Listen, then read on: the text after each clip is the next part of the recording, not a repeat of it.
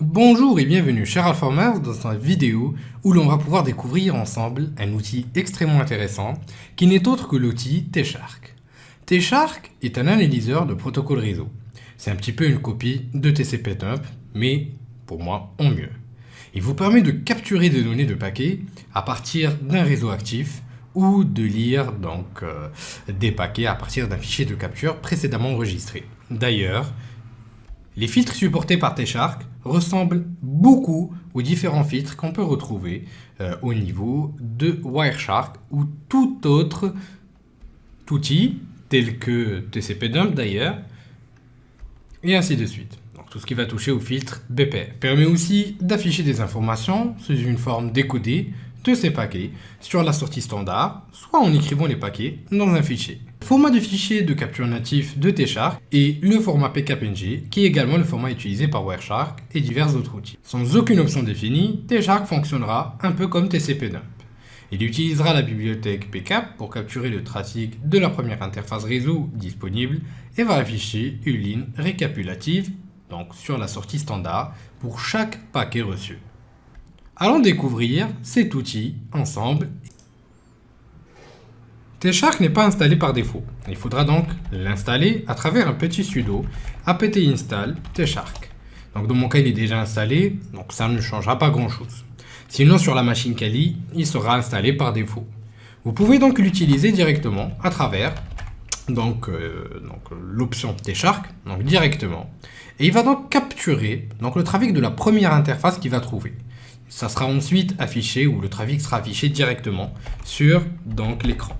Là, on va prendre un exemple de ping qu'on va lancer, 4 petits paquets, et vous remarquerez ici l'affichage des différents paquets. Bien sûr, à travers les options de T-Shark, on peut afficher les paquets en hexadécimal, en ASCII, et ainsi de suite. Donc à partir de là, vous remarquerez le sens du trafic, ainsi que des informations sur la requête. Donc là, c'est aussi des requêtes DNS qu'on voit défiler. On peut ensuite afficher la liste des interfaces à travers la commande T-Shark-D. Donc à partir de là, on peut voir la liste des interfaces disponibles et choisir une interface spécifique pour effectuer les boots. Par exemple, T-Shark-I, en choisissant par exemple le 1, on choisit la première interface. Donc à partir de là, on peut aussi choisir d'écrire sur un fichier spécifique en choisissant l'option "-w" et suivi par le nom, par exemple test tshark.pcap.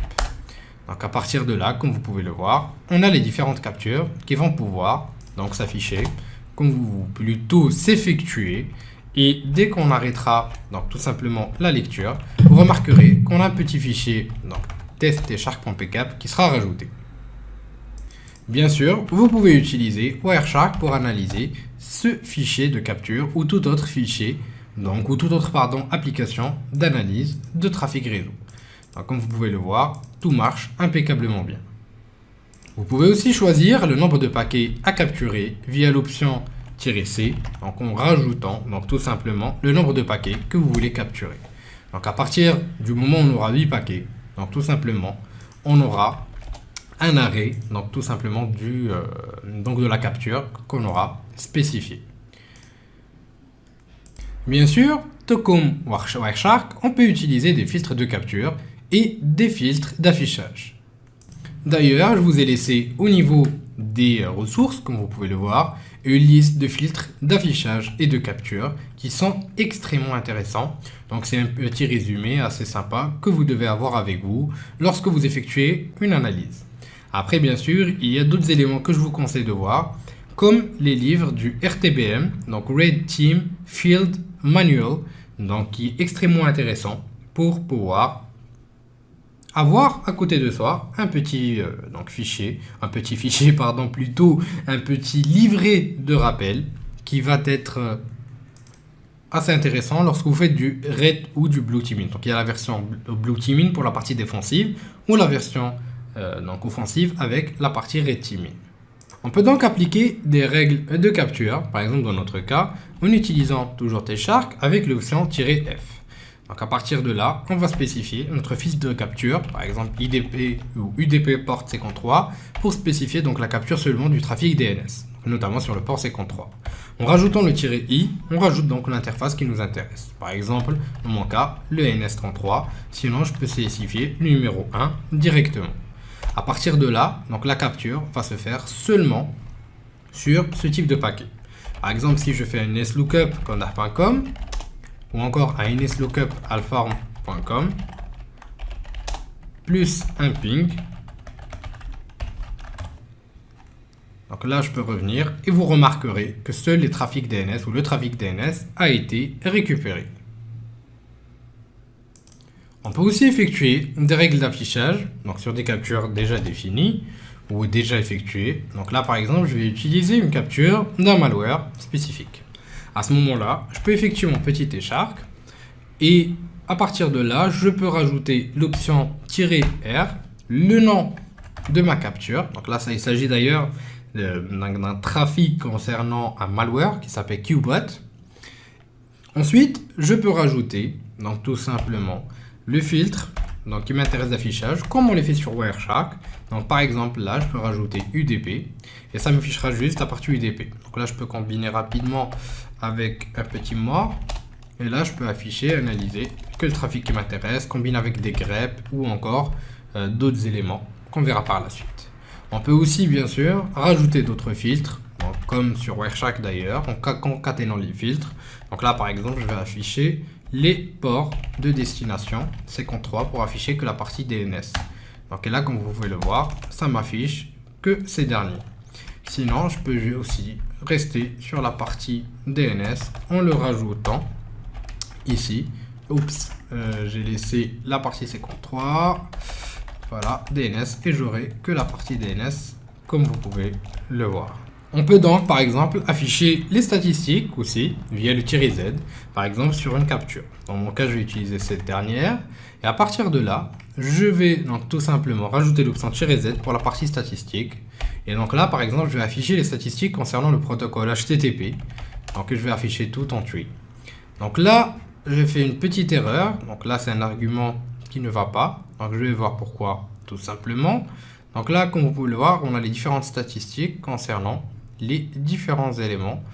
Ou voilà, donc les différents éléments que je dois effectuer. On a donc des petits stats. Donc les différents stats, pardon, qu'on peut exploiter. Donc là, comme vous pouvez le voir, on a l'HTTP stat ou encore l'HTTP tree. À partir de là, donc on aura les différentes informations donc, de stats qui vont donc tout simplement s'afficher à la fin après une analyse. Donc là, comme vous pouvez le voir, on a le nombre de requêtes avec les pourcentages, donc les bitrates et ainsi de suite. Et donc c'est assez intéressant parce que ça nous donne une visibilité assez rapide sur ce qui se passe. On peut aussi utiliser T-Shark donc, de la manière que l'on souhaite. Par exemple, en affichant les champs qui nous intéressent. Par exemple, dans cet exemple que je vais vous montrer, nous allons afficher donc, tout simplement tout d'abord ou effectuer tout d'abord un filtre sur donc, les requêtes HTTP, donc les requests. Et ce qui m'intéresse, c'est d'afficher que les fields. Le -t me permet d'afficher des champs bien spécifiques. Donc là, si je fais donc, tout simplement ou je regarde les options, je peux voir directement que le -t me permet donc tout simplement de spécifier le format d'output. Dans mon cas, je vais afficher des champs bien spécifiques. Donc là, je vais choisir fields -e en spécifiant le champ qui m'intéresse. Par exemple, là, dans mon cas, je vais afficher les champs ou le champ HTTP post ou host, pardon, excusez-moi, pour afficher les autres qui sont présents au niveau de la capture que j'ai récupéré ici. À partir de là, je vais faire un sort pour pouvoir les ordonner et je vais tout rediriger vers donc un fichier qui s'appelle domain list. Donc là, j'ai oublié, donc j'ai utilisé ici un -r, mais il est déprécié, donc là c'est une ancienne option. Donc là, je vais utiliser l'option -y plutôt, donc dans mon cas d'ailleurs. Et là, je peux afficher le contenu de domain list, comme vous pouvez le voir. Et j'ai la liste des domaines concernés.